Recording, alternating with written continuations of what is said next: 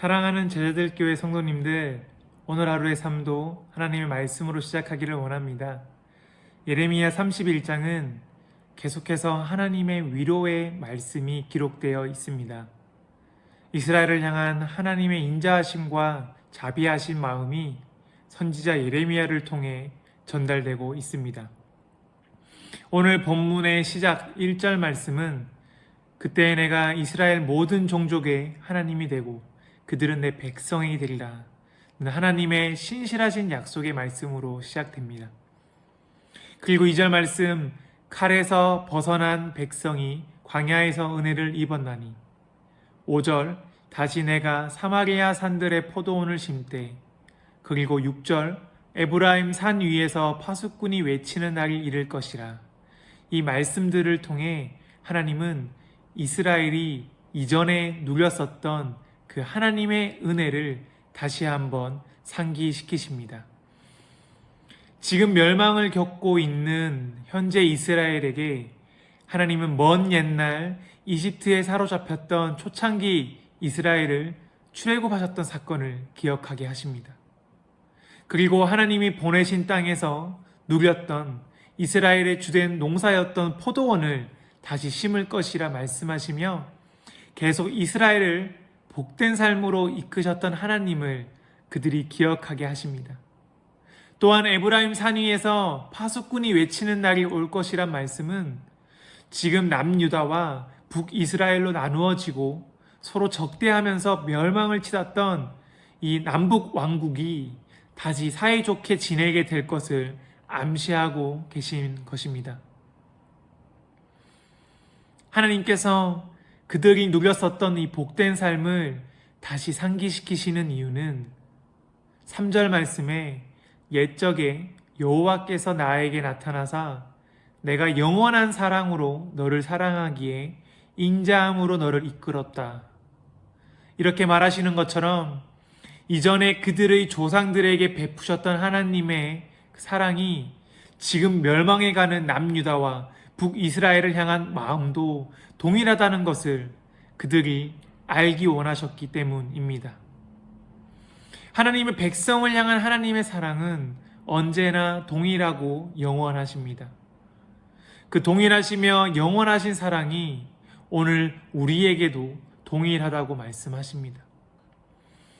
어제와 오늘 그리고 내일도 동일하신 그 하나님의 사랑을 우리가 날마다 기억하며 그 인자하신 하나님의 사랑을 누리며 우리의 삶을 살아내실 수 있기를 간절히 소망합니다. 코로나 여파로 한국교회는 사회의 공격 대상이 되었습니다.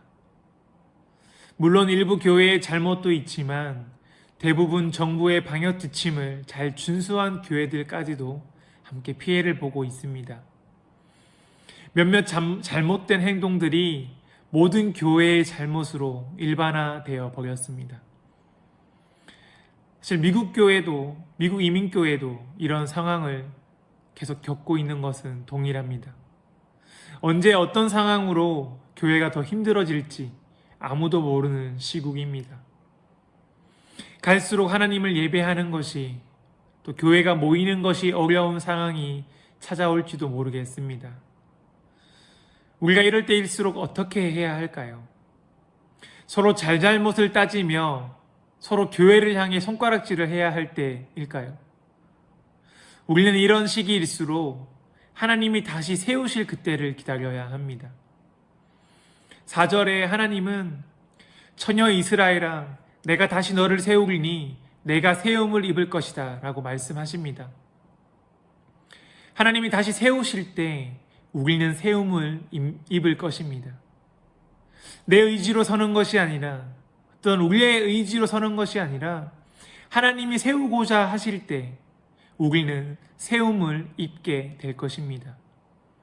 하나님이 다시 세우실 거라는 확신을 가지고 하나님이 세우실 때를 준비하며 날마다 하나님만을 의지하며 나아가시기를 간절히 부탁드립니다. 오직 우리 삶 속에 예수 그리스도만이 길이요 진리요 생명이 되심을 신뢰함으로 하나님이 다시 회복하시고 다시 돌아오게 하실 그날을 간구하며 우리 삶을 나아가는 우리의 이 삶의 자리가 되기를 간절히 소망하고 축복합니다. 이어서 8절과 9절 말씀을 보면 보라, 나는 그들을 북쪽 땅에서 인도하며 땅 끝에서부터 모으리라. 그들 중에는 맹인과 다리 저는 사람과 잉태한 여인과 해산하는 여인이 함께 있으며 큰 무리를 이루어 이곳으로 돌아오리라. 그들이 울며 돌아오리니 나의 인도함을 받고 강구할 때에 내가 그들을 넘어지지 아니하고 물 있는 계곡의 곧은 길로 가게 하리라. 나는 이스라엘의 아버지요 에브라임은 나의 장자니라. 하나님은 이스라엘 백성 안에 있는 맹인과 다리 저는 사람, 그리고 잉태한 여인과 해산하는 여인 등 세상의 약자들 모두 함께 다시 돌아오게 하실 것을 말씀하고 계십니다. 이러한 핸디캡을 가진 백성들이 그들의 능력으로 돌아올 수 있을까요? 하나님의 이 말씀은 하나님께서 전적으로 인도하실 것을 의미합니다. 그리고 그들이 전적인 하나님의 인도하심을 받고자 간구할 때에 그들은 넘어지지 않고 하나님의 길로 나아갈 수 있다고 말씀하십니다. 우리의 어떤 이념이나 우리의 어떤 정당성으로 어둠에서 우리가 벗어날 수 있는 것이 아닙니다. 비록 세상이 보기에는 많은 결핍으로 이루어진 연약한 존재이지만, 이런 핸디캡을 가진 사람이지만 하나님께서 하나님의 능력으로 하나님의 그 빛 대신 길로 인도하시면 그때 우리는 어둠을 벗어날 수 있게 되는 것입니다. 7절 말씀, 하나님은 너희는 여러 민족의 앞에 서서 야곱을 위하여 기뻐 외치라. 너희는 전파하며 찬양하며 말하라. 여호와여, 주의 백성 이스라엘의 남은 자를 구원하소서 하라고 말씀하십니다. 하나님은 이 부분에서 하나님의 백성에게 두 가지를 명령하고 계십니다. 먼저 하나님은 이스라엘 백성에게 크게 좋은 일이 일어날 것이므로 기뻐 소리 지르라고 말씀하십니다. 하나님께서 이미 회복하시기로 작정하셨으므로 승리를 선포하라는 것입니다. 모든 민족 앞에 그 하나님을 찬양하라는 것입니다. 우리 하나님이 어떤 분이십니까? 하나님의 백성을 포기하지 않으시고 결국에 승리로 이끄시는 하나님이십니다. 우리는 세상의 풍파와 교회의 핍박에 좌절하지 말고 모든 것을 회복하실 하나님의 승리를 선포하며 찬양해야 합니다. 두 번째, 하나님은 이스라엘 백성에게 여호와의 주의 백성 이스라엘의 남은 자를 구원해달라고 기도하라고 말씀하십니다. 하나님의 회복하실 그날을 위해, 하나님의 남은 백성을 위해 기도하라는 명령입니다. 우리는 지금 현실에 주저앉기보다는 나라를 위해, 교회를 위해, 그리고 하나님의 백성을 위해 기도해야 합니다. 저는 저와 성도님들 삶 속에 하나님을 기쁨으로 찬양하며 예배하는 삶이 다시 살아나실 수 있기를 간절히 소망합니다. 그리고 이 나라 이 민족과 모든 열방에 어려움과 고통을 겪고 있는 하나님의 백성을 위해 끊임없이 기도하실 수 있기를 간절히 소망합니다.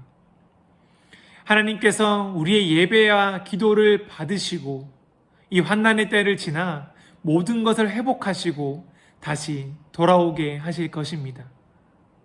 오늘 맡겨진 하루의 삶도 우리와 함께 하신다는 그 하나님의 언약의 말씀을 붙잡으며 그 신실하신 하나님의 이름을 찬양하고 경배하며 또한 이 나라와 이 민족과 온 열방을 향해 기도하는 예배자의 삶을 살아내실 수 있기를 간절히 소망하고 축복합니다.